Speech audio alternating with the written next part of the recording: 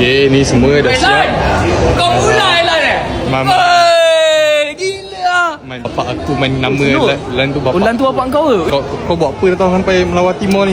Aku nak datang melawan kau lah. Kau kerja sini kan? Yelah tapi slow sikit. Baik siap kau kerja sini. Aku dapat tahu daripada Daus. So aku nak datang lah. Aku nak support kau. Ui, happiness Dia collab dengan Upin lah. Aku rasa aku nak ni lah. Bang. Saya nak air ni lah bang. Tapi yang ni saya nak kawan saya buat. Kau buat tak aku? Weh, Lan, kau cakap kat sini ada awet cashier. Mana satu? Ada dua ni. Tak payah. Mana satu? Tak payah. Fida nama dia kan? Tak payah. Fida. Tak payah. Man. Kenapa man? Kau buat je lah. Kau nak tengok kerja.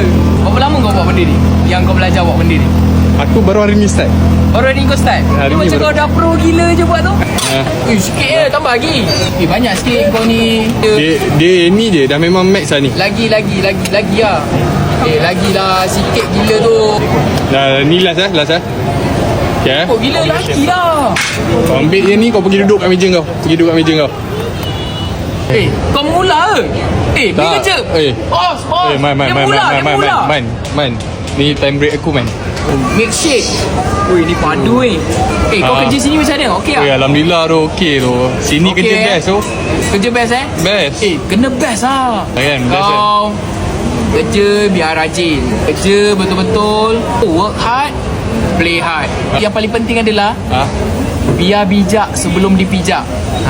Itu paling penting bagi aku. Okay, kau ni terima kasih lah atas nasihat kau semua ni. Kau bila nak kerja?